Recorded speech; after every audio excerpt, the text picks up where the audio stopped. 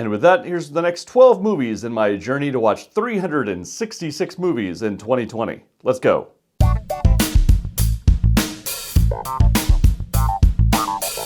Tag, directed by Sion Soto. This is not the movie that came out a few years ago where a bunch of friends play tag.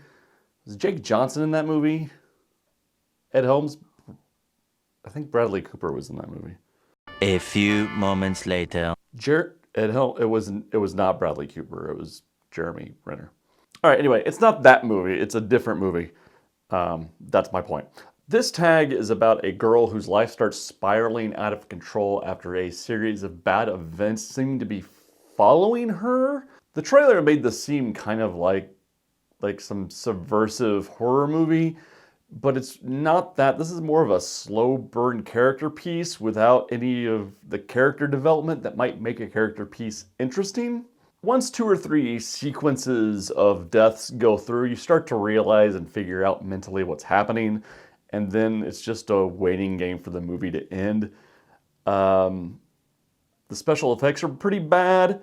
The acting is not particularly memorable.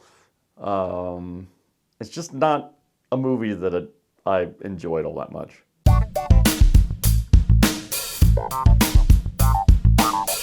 Inside Llewyn Davis, I would say this movie's good. Directed by Joel and Ethan Coen. It's one of the Coen brothers movies I hadn't seen for whatever reason. And I'm really glad I saw it. It's the story of Oscar Isaac's character, who is a folk singer who's kind of down on his luck, and for reasons that are explained in the film, he was part of a group and now he's trying to go at it as a solo act. It's kind of more character-driven than plot-driven. He's trying very hard to keep things from spiraling out of control, but he's having a hard time keeping the train on the tracks. The lead performance from Oscar Isaac is very relatable, very entertaining. He shows a lot of depth for a guy who's just trying to hold on to life. This movie is kind of sad in tone, I guess, but has a lot of comedy, and he pulls that off really well as his co-stars. Justin Timberlake is in this movie, so is Carey Mulligan. Both of them play his best friends, and they're very good together, and the trio of them are very, they have a lot of chemistry, and they're very entertaining. The music in this movie, and there's a lot of music, it's a folk movie, the music's very good, all written by T-Bone Burnett, and all were recorded live on set. And it's all really well-written music and well shot by the Coens. There is one novelty song that just is a showstopper that Llewyn Davis, Oscar Isaac's character, does not want to be there, is confused by why he is there, and the song they record he's not proud of. And that's a really fun moment in the film, and the bass in that song is sang by Adam Driver, and Adam Driver steals that scene. It's fantastic. John Goodman plays a character in this movie, and I think Joel and Ethan Coen should write John Goodman's dialogue for the rest of his life. For some reason, Goodman as an actor and Coen's as writers, great stuff. I would actually put this movie probably my top 5 favorite Coen brothers movies of all time. That's a hard list to make, but I'm putting it up there. I really dug this movie.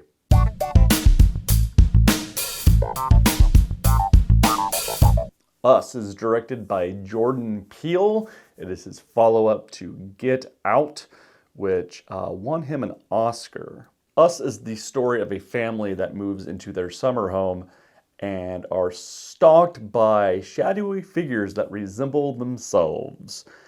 And the horror just goes from there. I think Us is a beautiful mess.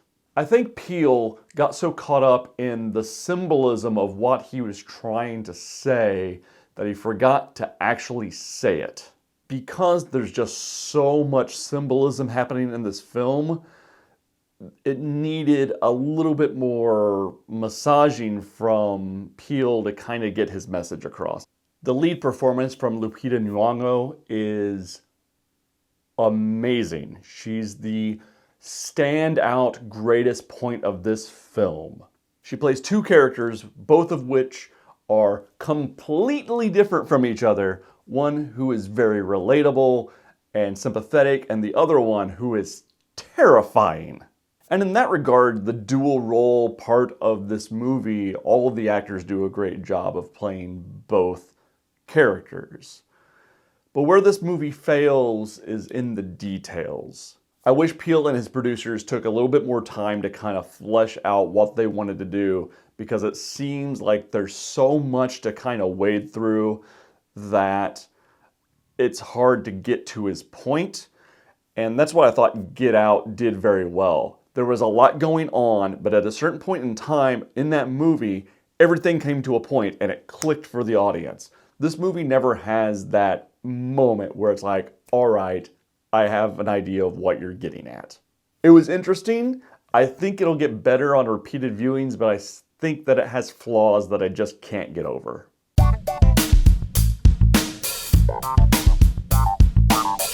Hereditary, directed by Ari Aster. This is another movie that kind of slipped through the cracks, and I'm mad at myself that it did. Toni Collette plays this matriarch of this family, and as the film begins, her mother has just passed away. And in the midst of finding out about her mother's private life, some more family tragedy hits, and this family just spirals out of control. For a horror movie, this movie was much more realistic than I thought it was going to be going into it. I didn't know really much about the film going in, but I kind of expected, your typical jump scares, and this is not that movie at all.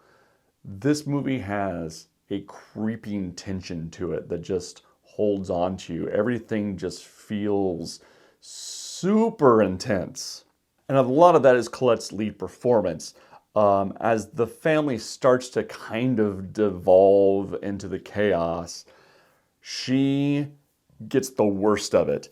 And Collette's performance is great in this movie. She's one of those actresses that I always forget about until I see her in a movie.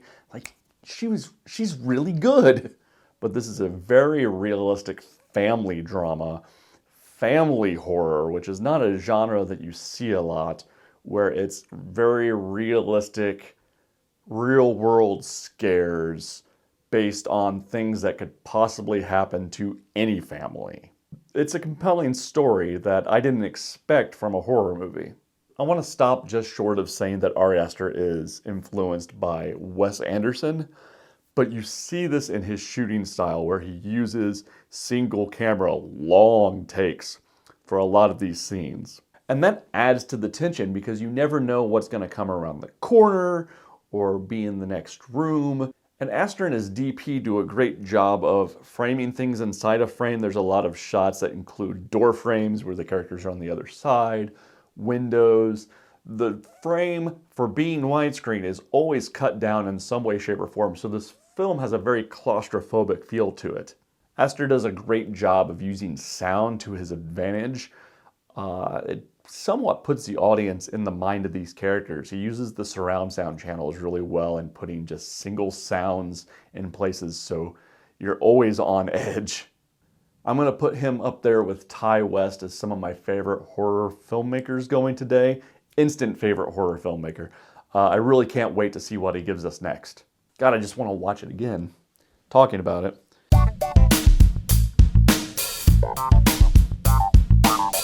Dunkirk, directed by Christopher Nolan. This is a rewatch. I saw this movie in the theater, and I think this movie bears rewatching because it really benefits from an informed audience. Knowing what Nolan is trying to do going into the film and knowing the magic trick he's trying to perform almost makes the film more incredible the second time through because you know what he's trying to get at. I don't want to spoil it, but you can kind of figure out the magic trick behind it. This is not a war movie for people who want deep character pieces a la Saving Private Ryan. This is a series of guys in a situation where they're trying to survive, just trying to get off this beach. It's shot amazingly well by Nolan, mostly with IMAX cameras. And the movie really benefits from this huge canvas that Nolan's trying to use to tell this story. I think this is a great movie. Not one of my favorite Nolan films, but it's still an entertaining watch.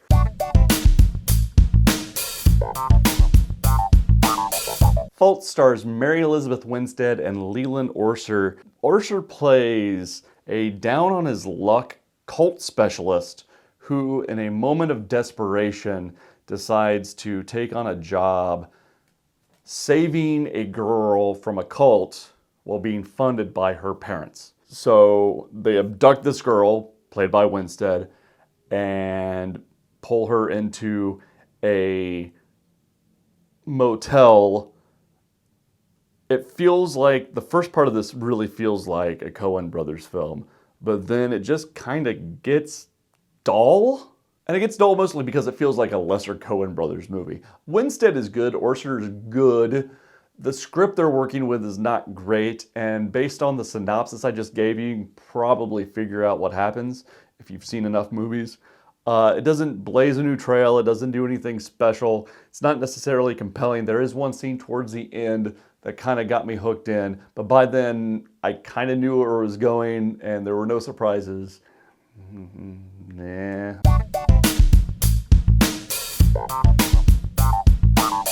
The Resurrection of Gavin Stone, starring Brett Dalton. Are you confused yet? Because I am. It's the story of a down-on-his-luck actor who is arrested and given community service, and he spends his community service at a church. And being an actor, he sees that they're putting on a stage play and decides to try out for the play to fulfill his community service.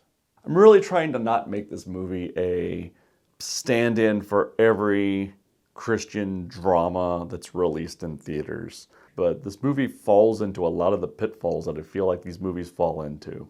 So this movie tends to paint its non-Christians with one brush and its Christians with one brush. And there's no gray area, there's no middle ground, where this story absolutely has room for middle ground. It just doesn't take the path. And I think it's because the filmmakers are afraid of challenging anyone in the audience. This not playing in the gray area is what bored me about this movie. And the movie's major downfall is that it's just not well made. It feels like a Hallmark movie. The picture, a lot of the time, is very washed out. I watched this movie on Blu-ray, by the way, so the picture shouldn't be washed out. Why was this released in theaters? It'd be much easier if this was just released on Blu-ray or DVD, because then it's something you can just sell and hand amongst your church-going friends. But because it was released in a theater, you're expected to make money. It's not well acted, it's not well shot. This movie's bad.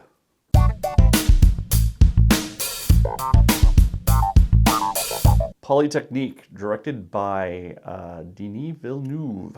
One of his first films. It's a relatively short movie at like an hour and 10 minutes. Shot in black and white about a school shooting that happened in the late 1980s in Canada. In my review for The Brown Bunny, I talked about the movie Elephant, directed by Gus Van Sant, and how that movie's slow pacing allows you to kind of get the feel for how what happens in the final half hour or so of that film breaks up these kids' monotonous, kind of boring school life.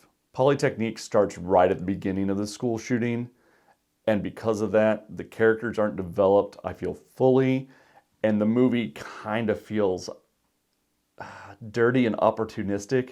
If we knew these characters a little bit better, I'd have more feeling for them, but because you didn't develop the characters and make them people effectively, I feel like the school shooter, like I don't see these people as people, I see them as just fodder for gunplay. And that's not how I want to feel as an audience member. I didn't feel like it was respectful to the kids. I don't think anyone got out clean on this one.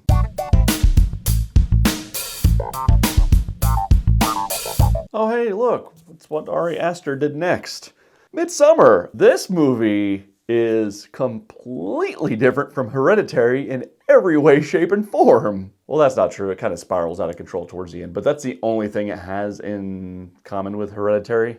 The movie's about a girl named Danny who has something very tragic happen to her in the opening reel of the film. And to kind of get away from that situation, she kind of tags along with her boyfriend and his group of friends as they take a trip to Sweden to visit let's just say it's a religious cult that one of their friends is a member of, or at least grew up in. And the movie just gets weird and starts to go crazy from there. The shooting style of this film and Hereditary are almost exactly the same. A lot of long takes, a lot of moving camera shots that kind of remind you of Wes Anderson. But everything else is completely different. While this movie has a very serious tone off the top, it's actually quite funny in parts. There's a lot of humor in this movie that was absent from Hereditary. Hereditary is just a dark movie, where this movie has some lighter moments that genuinely made me laugh. But when stuff starts happening, stuff starts happening. So if we've learned anything from Hereditary, things are going to go wrong in Midsommar, and they do in spectacular fashion. All the things I've said about Hereditary kind of apply here. The use of sound, the use of camera shots so you don't know what's outside the frame, so on and so forth. All that applies here, but this movie is different in that when this movie spirals out of control, it's not scary like Hereditary was. This movie is almost scare-free. There's a couple moments, but almost entirely scare-free. It's just a tension, and the amount of weird stuff that happens in the last hour of this movie, it just gets crazy. Incredibly R-rated, like very R-rated. It's different than I expected it to be. But that doesn't mean it's bad. I really enjoyed this flick. I do want to see it again because knowing what I know now, I think it'll play better on second viewing. But man, I dig this guy's movies. I really want to see what he does next.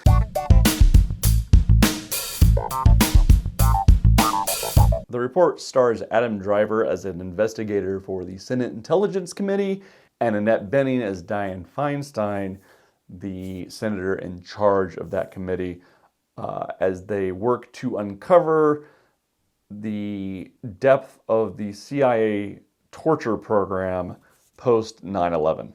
Do you like character development? Because this movie has all the character development of your friend reading a government report and screaming at you for 2 hours. Adam Driver is good in this movie. We've seen a character like this 150,000 times in cinema. This movie is good telling us about the depths this guy went to uncover what he uncovered, but it's not much more than that. There's no human element other than, oh, it's taking a toll on him, but all we see is time pass. We don't really see his work take a toll on his private life or anything like that. We hear he has a girlfriend at one point in time, and we know he doesn't have a girlfriend at the end, but that's it. So it's hard to be connected to these characters with anything other than, oh, I remember this news story and now here's more about it.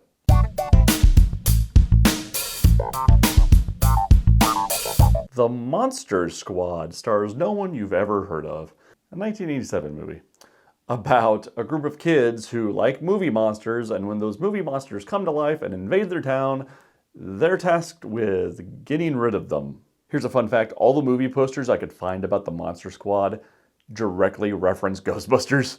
You know who to call when you have ghosts, but who do you call when you have monsters? The Monster Squad is a thing that no one has ever yelled ever.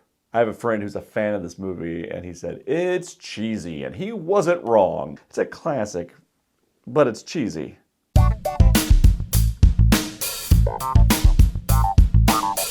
And finally, High Life. Robert Pattinson plays a guy in space raising a child while spiraling towards a black hole. And the movie is the story about how he got up there, how that child came to be, and what he's going to do now that he's by himself on this spacecraft, which is just kind of hurtling towards oblivion. I think I said in my good time review, I really like Pattinson as an actor. He's very subdued subdued here, but the movie's very subdued because when the movie gets going, crazy things happen. This movie has the most graphic depiction of sex I've seen in a long time on film. It is not for the weak of heart, but I really like discovering why this character is the way he is, why he's as subdued as he is, why he's as serious as he is. And all of that is in the backstory that you learn throughout the film. And I saw when I did a search for it after the movie was over that like the first two search terms that come up is boring and slow. I think those reviews kind of overlook how contemplative this movie is, how, you know, if you're spiraling towards oblivion, you're going to take your time doing the things you need to do to get to the point where you're mentally prepared for what is coming. I like the flick, but I understand it's not for everyone. Like I said, very graphic. And that's the next 12 movies on 366 in 2020. What are we calling this thing again? I'm real bad at branding. Click the subscribe button if you haven't already. And I'm going to get back to watching some movies so I can get caught up. Hit my goal of 366 in 2020. How's that for branding?